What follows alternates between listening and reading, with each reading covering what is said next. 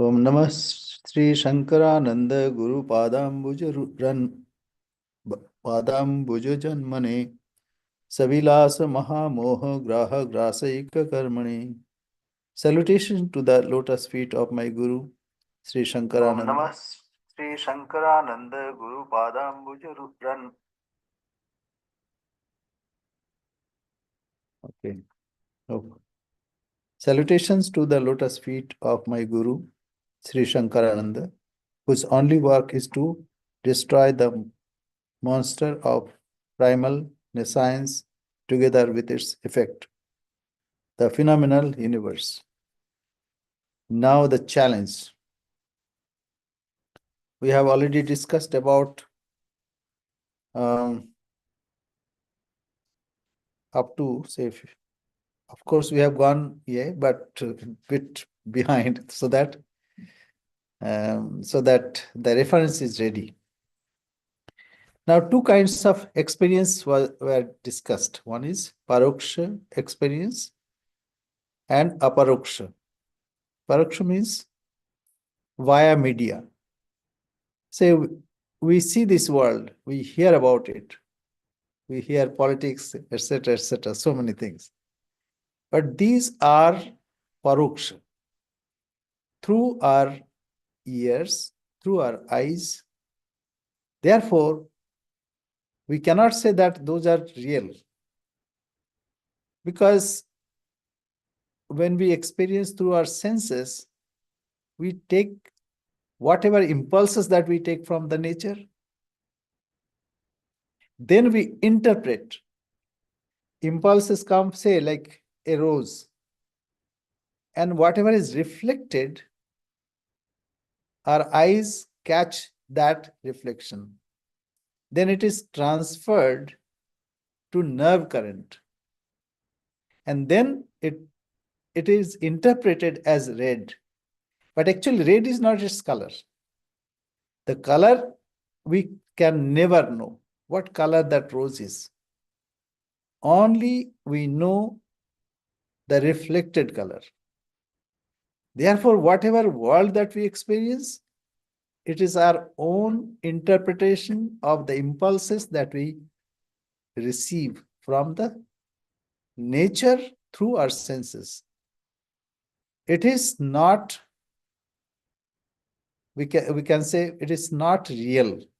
Why not real? Because whatever we perceive, it is our own interpretation. How can it be real? Real means whatever we experience ourselves. That is why the importance of aparoksha anubhuti. Aparoksha anubhuti. That means direct perception. And it is always within us. We experience all the time, but we negate or we neglect it. We neglect it. We think it is not there. And what is not there, we are more interested in that. So this is the difference. Paroksha anubhuti and aparoksha anubhuti. So after saying this, now when there is aparoksha anubhuti available to us, we must achieve it. We must achieve it. And only there is a fun. That's why Swami Vivekananda says, if there is a God, we must realize. Otherwise, what is the fun? We are all the time deluded and we are thinking, oh, we are on seventh heaven. But that is not the case. We are miserable. This world is temporary. This world is full of misery. Anityam asukham lokam imam prapya bhajasomam. Bhagavad Gita says, getting this temporary world and also full of misery, worship me. Simple, very simple. But we think this world is permanent. We fight here, we do all sorts of things. And also, whatever is miserable, we find it is pleasurable. So this is the problem. Therefore, we must have direct experience.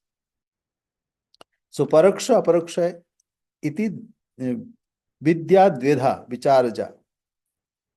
The knowledge arising from discrimination is of two kinds, indirect and direct. This process of discrimination ends in the achievement of the direct knowledge. So all the problem will be solved. All the distracting factors will be negated by renunciation. And what remains is only the pure knowledge. Now we have already mentioned about Taittiriya Upanishad. Asti brahmeti ched veda paraksha jnanam evatat aham brahmeti ched veda sakshatkara sauchyate. So what is this? Is realization, sakshatkar. What is that sakshatkar? Let me quote what Upanishad said. Asti brahmeti ched veda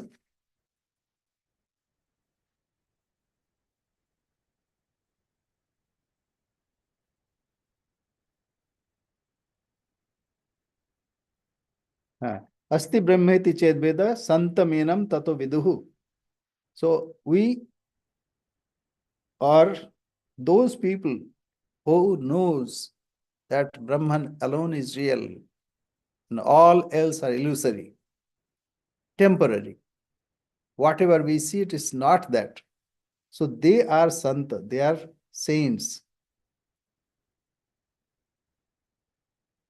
So this is the source of this. Now,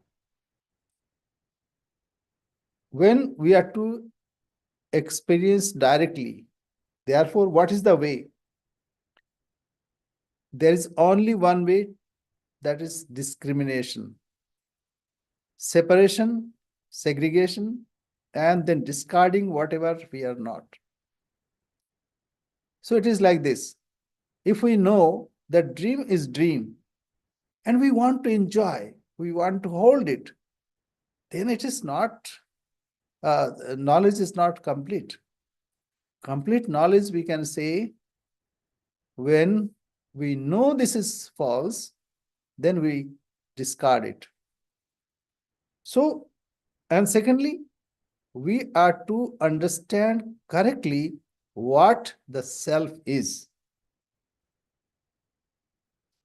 So that's the next shloka. Sakshatkara siddhyartham atma tattvam vivichyate yenayam sarva samsarat sadyeva vimuchyate. Why we should do this? Because then all our problems will be solved immediately. Only we need to concentrate there. What is there? In our real self. So we now consider the nature of the self with a view to having its direct experience, through which the jiva is immediately liberated from all worldly fetters. So this is the advantage, the fruits thereof. Now, here four sections are, or four Brahman. The manifestation of Brahman is considered here in four parts or four types. The self as consciousness absolute is spoken of as Kutastha, then Brahman, Jiva, and Ishvara. Just as, for instance, Akasha, ether, is called the Ghatakasha. So Ghatakasha, the Drishtanta and Dashtantik, that means example and exemplified will be spoken. Now here it is four, but Bhagavad Gita says three. One is apareyamitasthanyam prakritim vidhi me param. So two prakriti are there. Apara prakriti, that means this jiva bhuta mahabaho yedam taryati jagat. And the creator of this. So this created and creator. And one is away from all this humdrum, not attached with anything. In its existence, everything is existed. So this Brahman, that means manifested Brahman, and the Saguna Brahman, that means who creates, preserves, and destroys or absorbs. But behind this is unattached. That in 15th chapter, Bhagavan said that he is Uttama Purusha, that he is Supreme Being. So, Supreme Being, when he is in creative mode, so he is Paraprakriti, Supreme Prakriti, and when he creates, that is objectified form. Now, here it is four. What are those? By negation, no, this. One is Kutastha. Kutastha means like in anvil. That, the ironsmith has got one iron on which he shapes various things, but even if when it is beaten so many times, it never changes. So Kutastha is which never changes. Our real self never changes. So Kutastha. Then Brahman. Like this is difficult here. And various other opinions are there. Some say 6, some says 3, some 4, like that. But let us include that Brahman and Kutastha is same. Then Jiva. The Jiva means reflected being,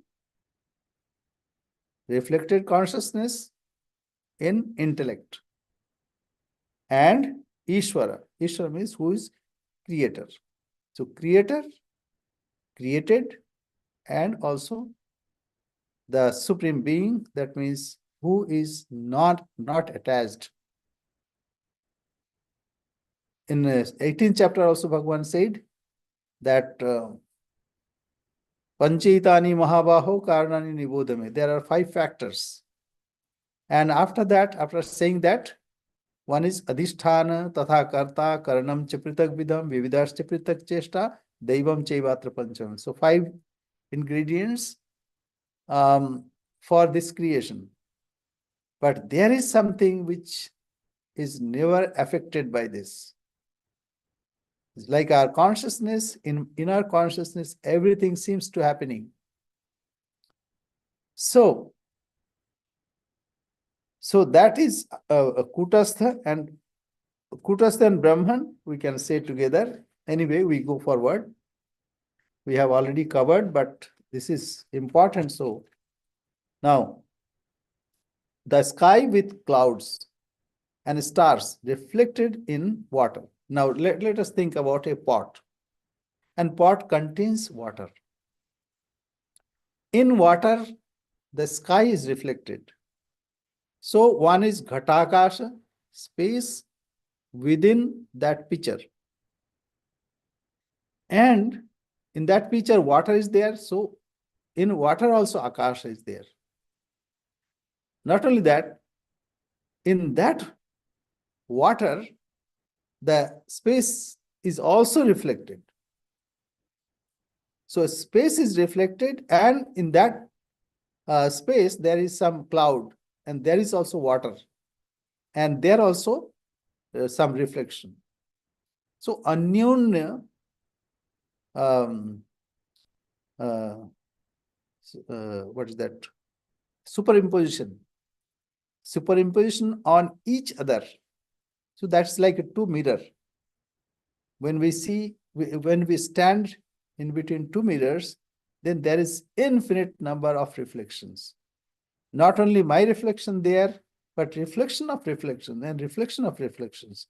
So that is infinite number. So here we don't go in that details.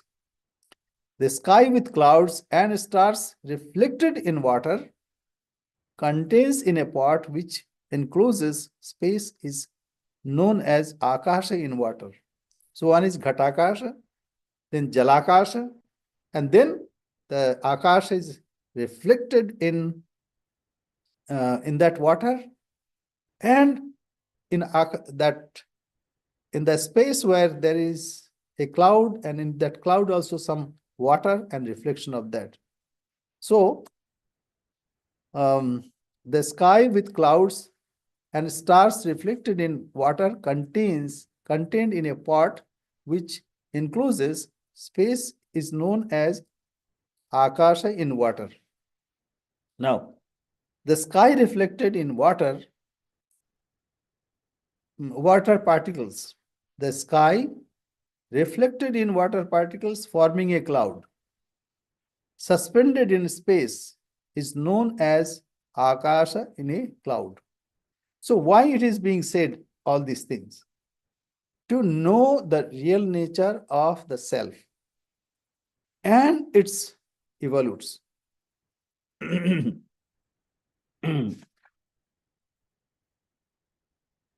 Why it is required? Because to know the self, we should know what are non-self. I mean, what are not real.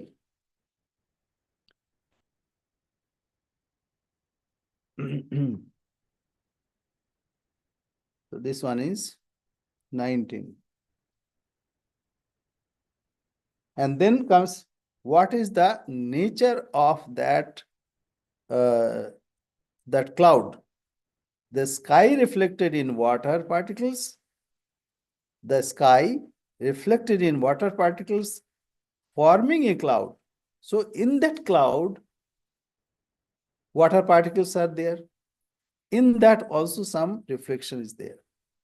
So water particles forming a cloud suspended in space is known as akasha in a cloud. So here he is supporting his statement, and to show that he's showing that meghansha rupa mudakam. That means as a cloud is composed of a water in a particular state, it is therefore reasonable to assume the existence of the reflection of akasha in a cloud. Now we'll explain this, because these are example, and when it will be exemplified, it will be clear. So now comes the exemplification. Adhishthanataya deha dvaya avachinna chetana kuta vat nirvikarena sthitah kutastha uchyate. Now what is this, that kutastha? The anvil on which everything is floating. Everything is being watched as it were, or we are aware of it. So the consciousness which is conditioned by the gross and subtle bodies. So consciousness which is conditioned by the gross and subtle bodies on which they are superimposed. So one, we have subtle body, and also we have gross body. How we know that it is there? Because of awareness. In that awareness, there is intellect. In that intellect, it is reflected. So we understand because we understand through our intellect. And intellect is animated because of the self. So the consciousness which is conditioned by the gross and subtle bodies on which they are superimposed and which knows no change is known as kutastha. So kutastha means which never changes. Which never changes. The consciousness which is conditioned by the gross and subtle bodies. So think about it. We have gross body, we have subtle body. And gross and subtle body, we are aware of it. So this awareness this awareness or consciousness is conditioned by gross and subtle body. We have as if limited our consciousness in this gross and subtle body. So, consciousness which is conditioned by the gross and subtle bodies on which they are superimposed. So, awareness or consciousness is is reflected in our intellect. And in this way, our gross and subtle bodies are superimposed on that consciousness. So like when we see water, when we drive, we see water at distance. So water is superimposed on the road. But road is not affected by anything. So road is existing as it is. So consciousness, which is conditioned by the gross and subtle bodies on which they are superimposed and which knows no change, is known as kutastha. Kutastha means like anvil, no change. Now, next, we go to next. Kutasthe kalpita buddhi. So in the kutastha, what? This our awareness. Let us think about our awareness. In our awareness, we have intellect. In our awareness, we have intellect. How we know? Because when we are awake, then we rationalize. A and B, we distinguish. We have time distinction. So all this is possible because we have buddhi vritti, intellectual modification or mental modification through our intellect. So this way we understand. So we have intellect. They say we are talking about it, we are reading. All this understanding is because of our intellect. But intellect itself cannot work until or unless there is awareness. On the kutastha is superimposed by imagination, the intellect, buddhi. The reflection of kutastha in the intellect is animated by vitality and is called the jiva. So, kutastha in that intellect and man buddhi chitta ahankar, not only intellect, mana buddhi chitta ahankar. And actually before that is called mahat. Mahat is all together. And before that it is called ignorance. How we understand? Okay, we go to sleep. What happens? First everything is withdrawn. And then we are not aware of this world. And then we dream. Still some differences are perceived. But time comes when we are in deep sleep. So everything is absorbed. Then next day, something happens and there is some awareness. And then first when we see this world, we don't recognize it. Because everything is merged. Everything is together. Everything is, not differentiated. But then gradually when we try to understand through our intellect, then everything is distinguished and differentiated. Then we understand, oh, this is my room. This is my cot. This is my table, chair, etc. So what is the point? Point is, before distinguishing, there is something which is all merged. That state is called Mahat. And before that, what is there? That we do not know. Therefore, we say this is ignorance. From Ajnana, ignorance. Ajnana means here not knowing something. This is a technical term. That means we cannot say anything about it. That is why it is Ajnana. And from then comes Mahat, then Mana, Buddhi, Chitta, Ahamkar. So when Sorry, Maharaj, আমরা কত নম্বর শ্লোকটা perceived, করছি? then Kutastha walks through that. Kutastha is reflected in intellect.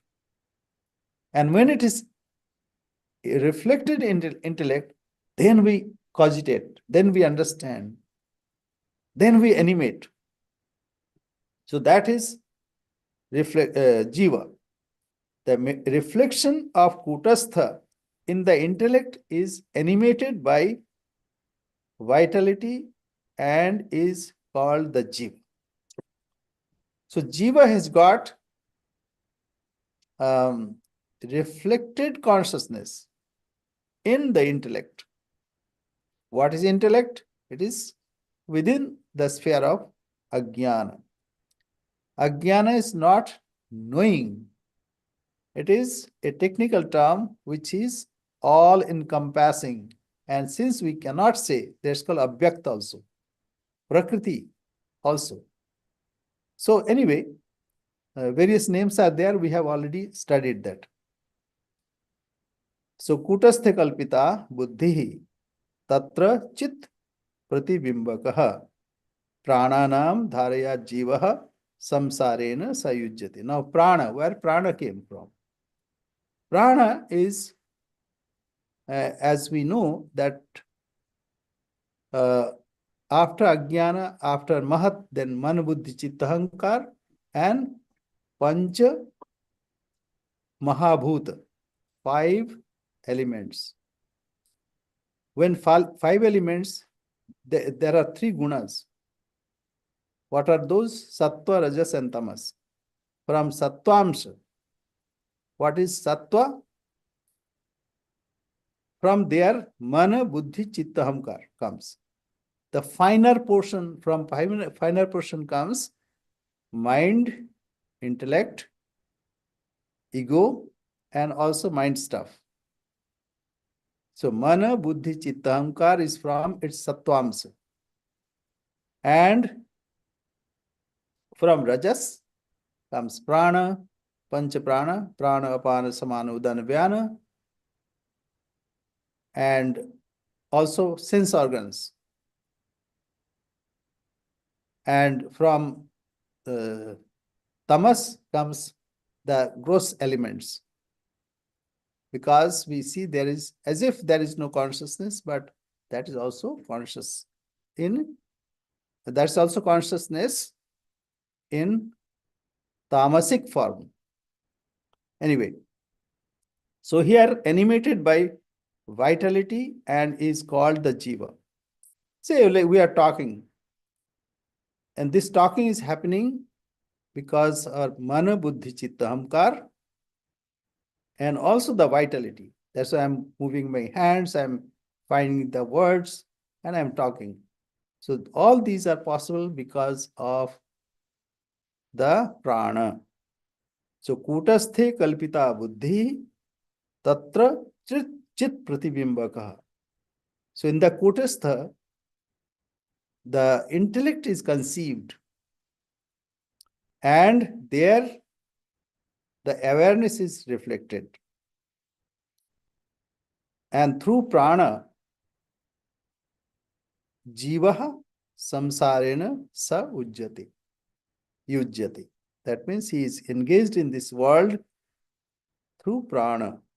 That's why we want to go somewhere, we come, and then we have so many businesses.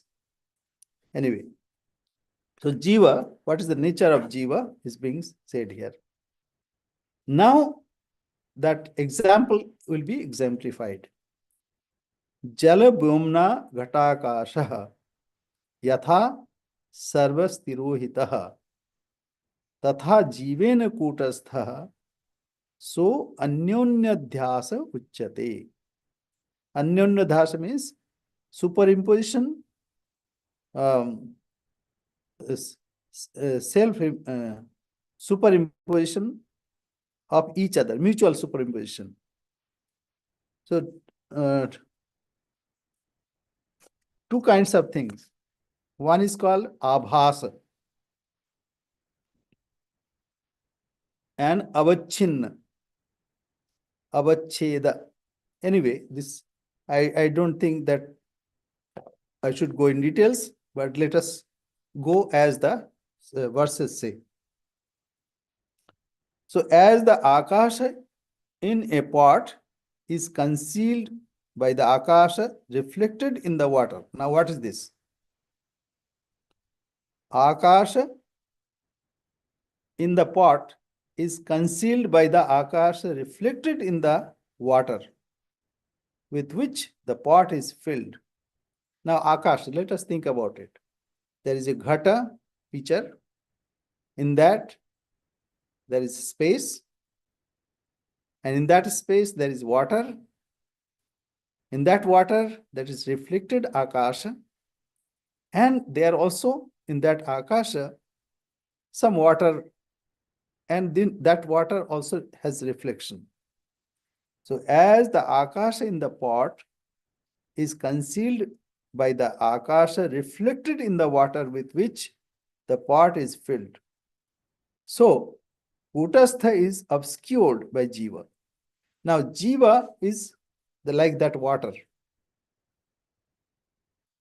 So jiva has got awareness of kutastha.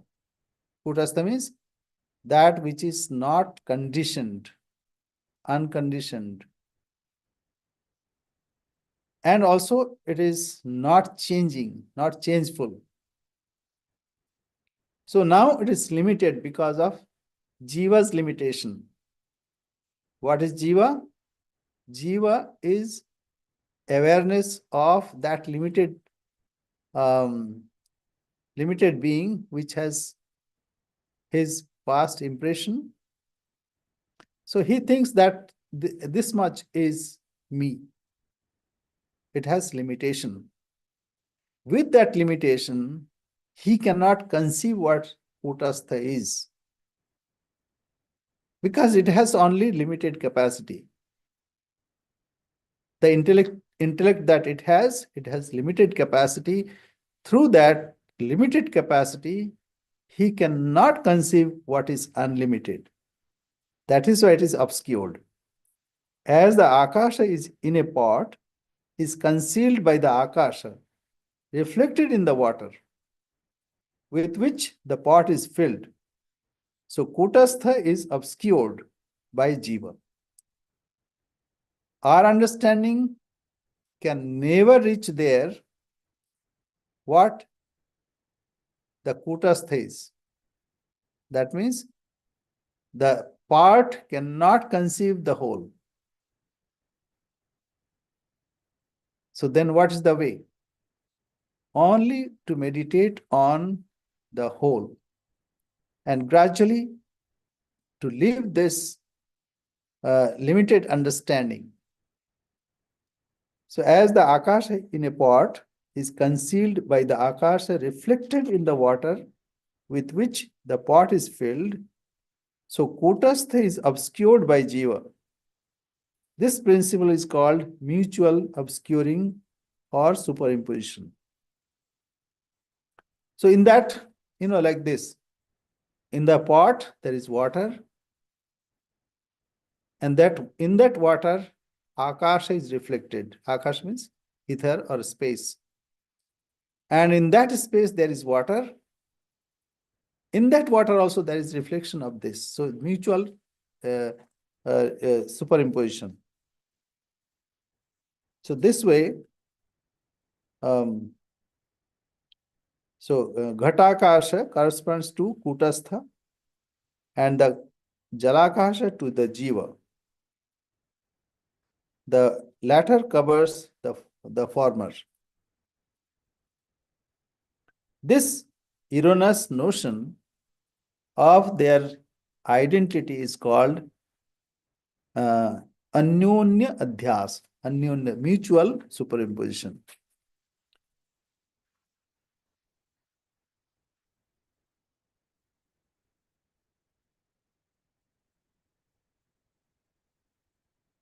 Why it is required all this analysis? Because until or unless we can separate what is kutastha, what is jiva, how can we reach kutastha? So जल व्योमना घटाकाशो यथा सर्वस्थिरोहितः तथा जीवेन कूटस्थः स्वन्यन्य अध्यास उच्यते. Yeah.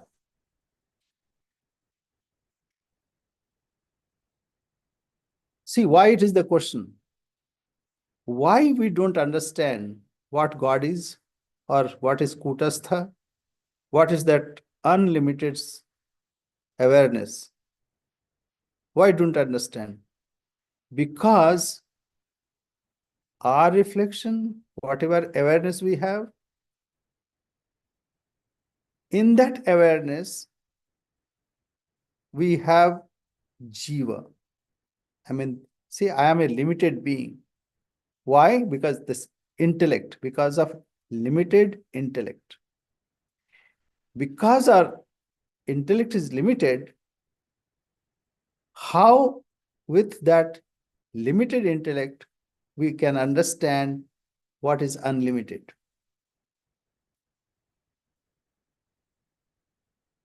That is why we cannot understand what unlimited is. That means what is kutastha.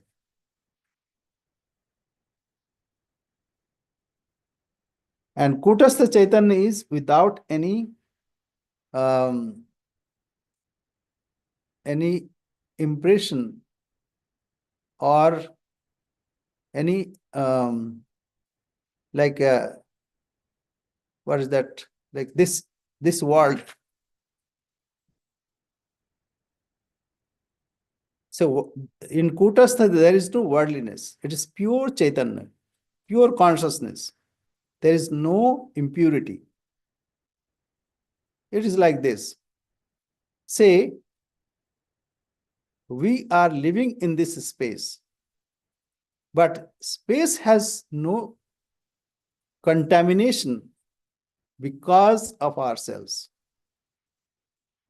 That is why, that's say microwave or cosmic waves.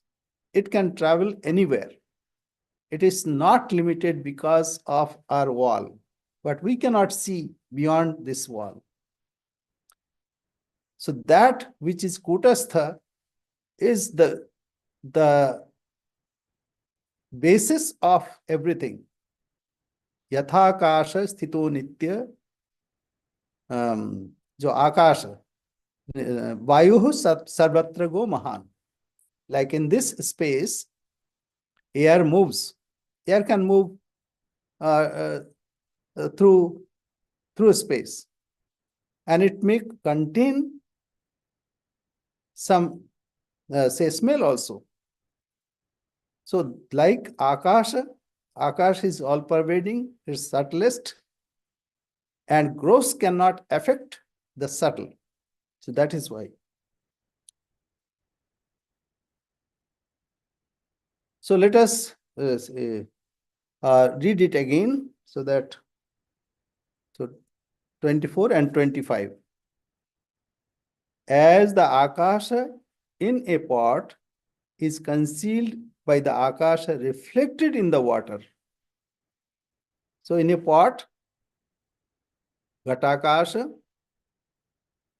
in that akasha, there is water.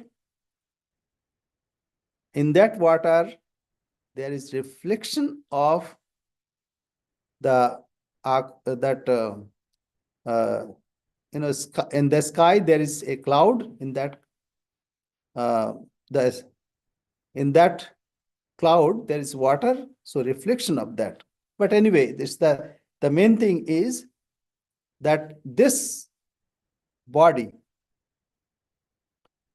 this mind, it has limited capacity by which we cannot understand what is unlimited. That's the main thing. Otherwise, it will be confusing. I am jivaha na kutastham vibhinakti kadachana.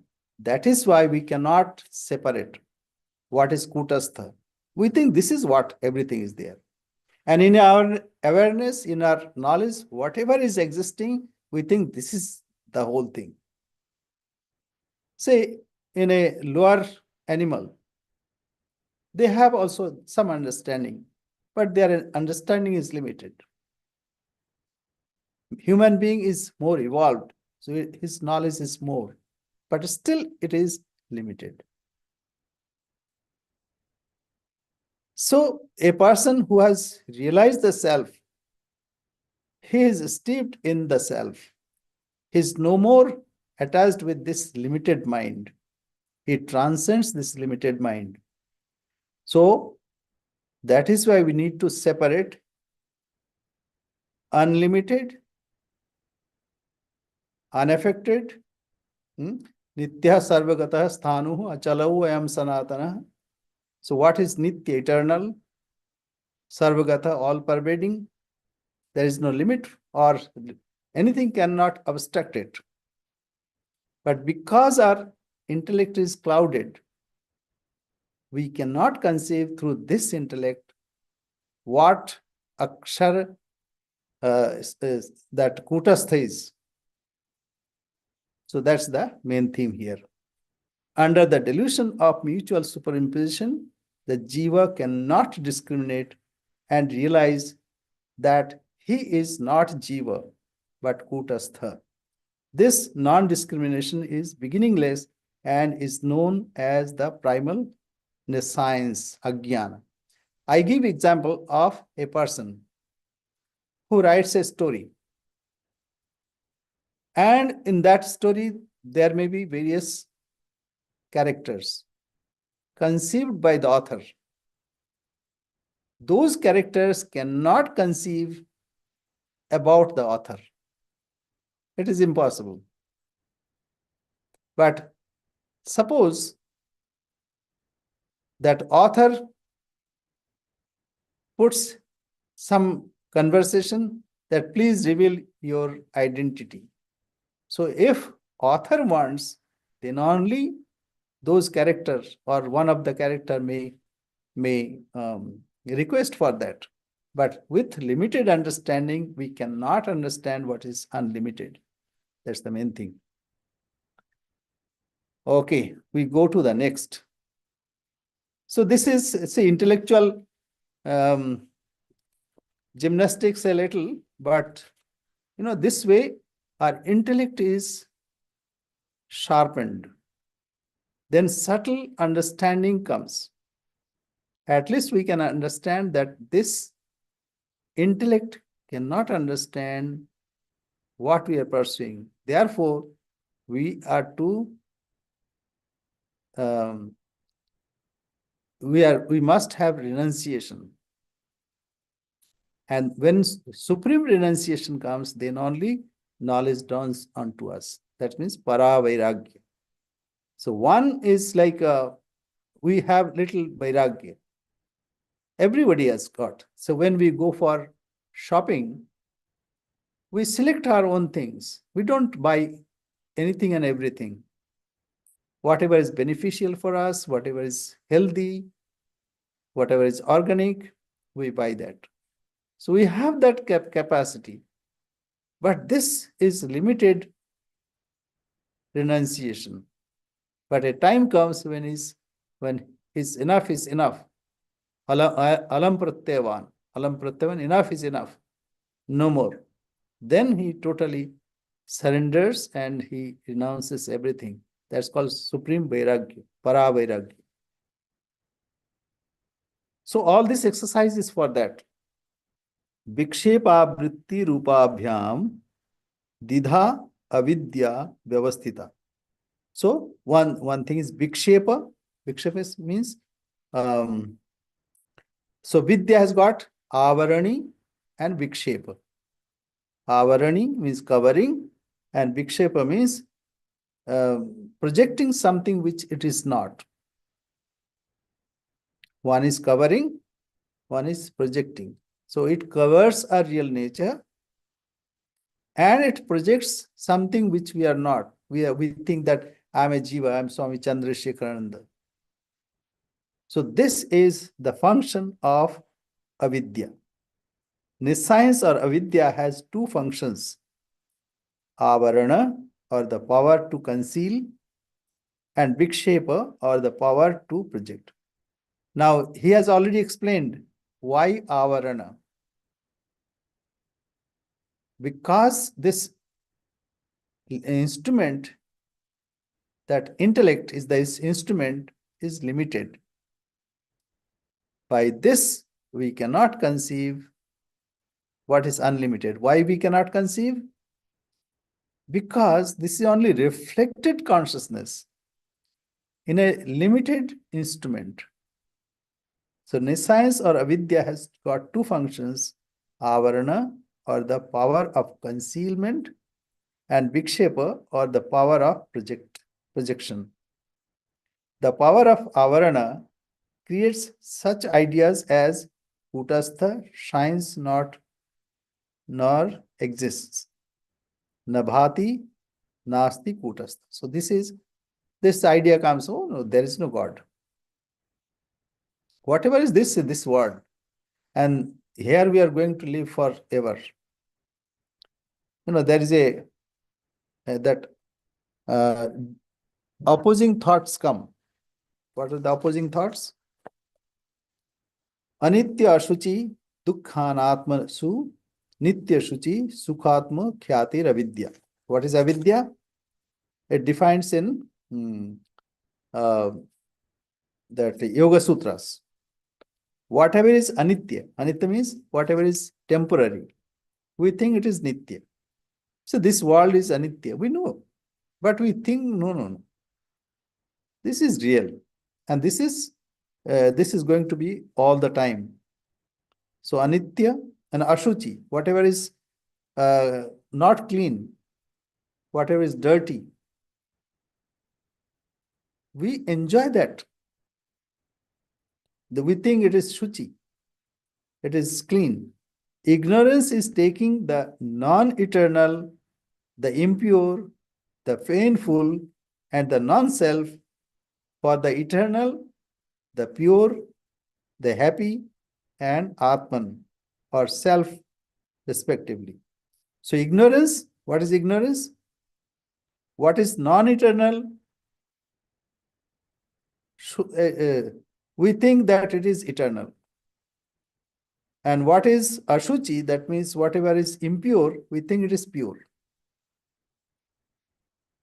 And whatever is painful, we think it is happiness. And whatever is anatma, non-self, we think it is self. So this is the confusion, and this is because of ajnana. And then comes avidya, asmita, raga, dvesha, abhinivesha. Avidya means ignorance. From ignorance comes asmita, ego, and then attachment or aversion and clinging to the life. The pain-bearing obstructions are ignorance, egoism, attachment, aversion, and clinging to life. So this is the result of avidya. So in avidya, everything is reversed. Okay. So nescience or avidya has two functions that we have already covered. Avarana, that means power of concealment, and vikshepa, the power of projection. And power of avarana creates such ideas as kutastha, shines not nor exists. So kutastha is not, it is not shining, it does not exist. This idea comes because of our ignorance. And Yoga Sutra says that clearly. So whatever is nitya, that looks like anitya, non-eternal. Whatever is miserable, we feel it gives happiness. You know that some many sense organs. Say we nowadays, lots of videos come, and we know that it is not good, but still we cling on to it. So anyway, so agyani vidusha prishtaha kutastham na prabuddhate. Okay, and let us not go further. Akshay, any question?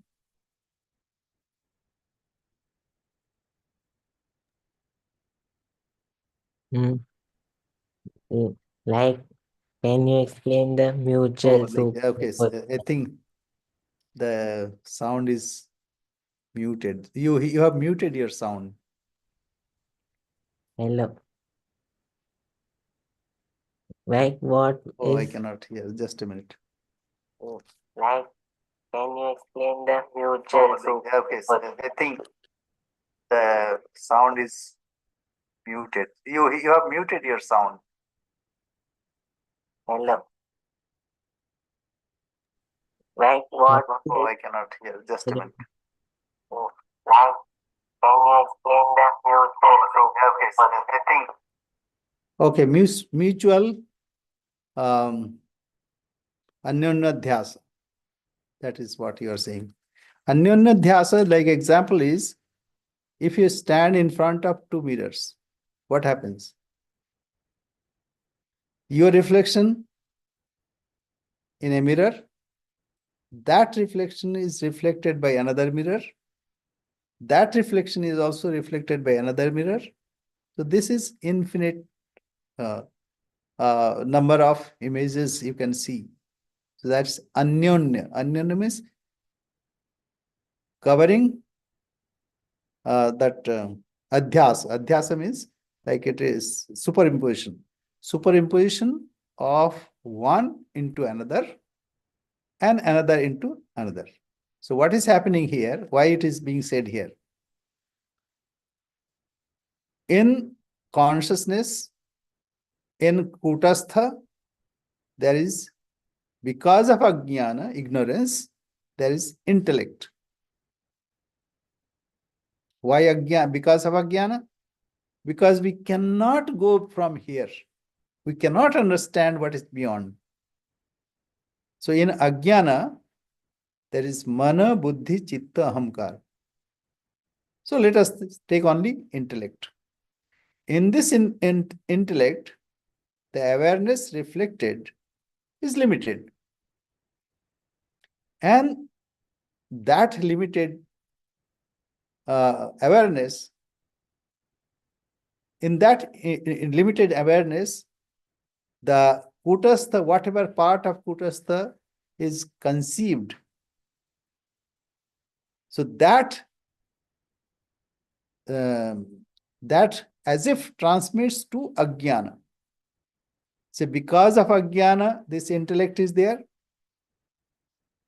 So with this ajnana, we cannot go beyond that ajnana because of superimposition, mutual superimposition. Let me try again.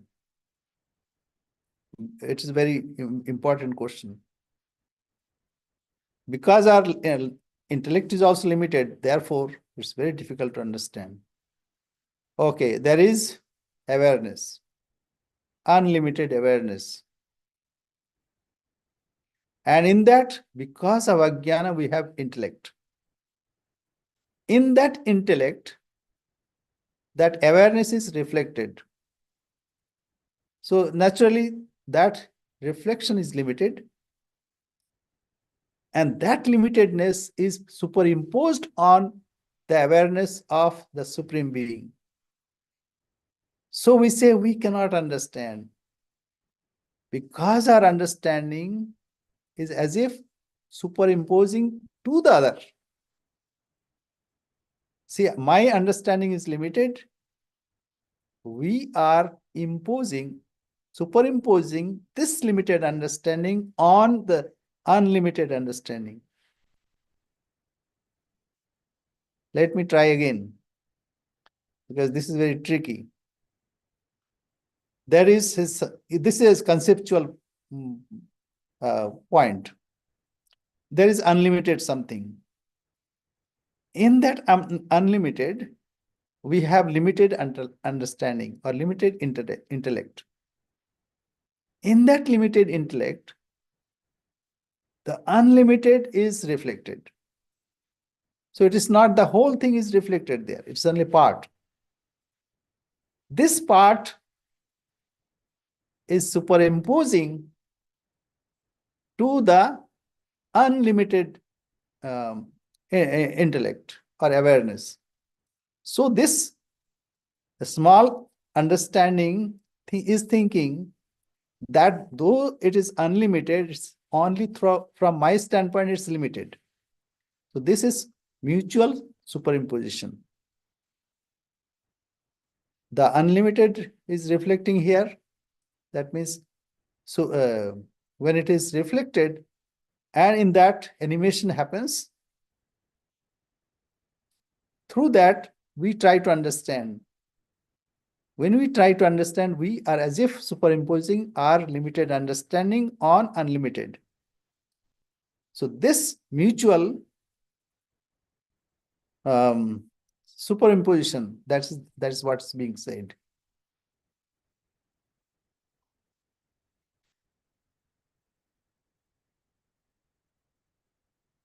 So anyway, it's a bit say intellectual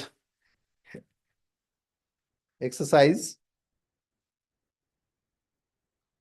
but at least that opens up through this intellectual exercises. One opens up that we cannot understand beyond certain level. See, even science nowadays, what is happening? They are discovering subtler, then subtler, then subtler, and then subtler. There is no end of it. Ultimately, there is a limit. They cannot go beyond it.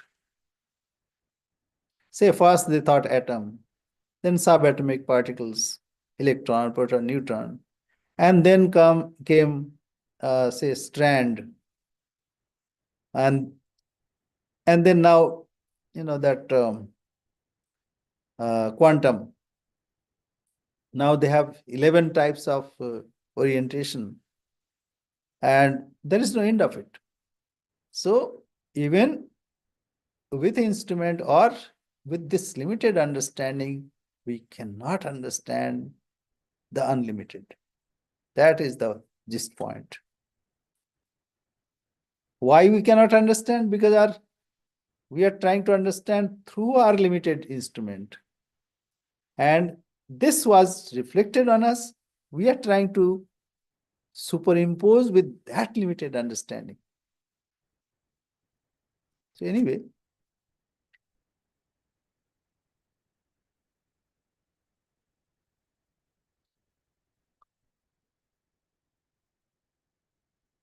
yeah. Yeah, that is correct, Mark. Okay, so, but still, this is the beauty of it. Though we cannot understand unlimited, but we can become unlimited. We can become unlimited. That is the point. We cannot understand unlimited, but when we live unlimited, we are unlimited. When we live limited, then we are unlimited. We are holding this limited thing. That is the problem. We have to remove this jivatva. I am jiva. I am not jiva. I am Brahman. That is why direct experience is required. That will come, I said, when it is para vairagya. That enough is enough. This attachment with this body, mind complex, it's enough. We kick it off. Then we are unlimited. There is no need of further knowing. We are knowledge itself, knowledge himself, awareness himself. That is our real nature. But with the impression of our intellect, and also the impressions that is acquired in our previous births, we want to hold it. This is the problem. That problem is we have to kick it out. That is what being done. First we have to understand, and then we understand we cannot, through this we cannot understand, but we can become, because we are already there. So aham brahmasmi, I am that Brahman. All this rigmarole is not of mine. It is coming in front of me and going. So this awareness should come. I am not affected by this. So this is the point. Okay. Okay, Mark. Okay. Om Purnamada Purnamidam Purnat Purnamudachyate Purnasya Purnamadaya Purnamevavashishyate. Om Shanti Shanti Shanti. Hari Om Tat Sat. Sri Ram Krishna Arpanamastu.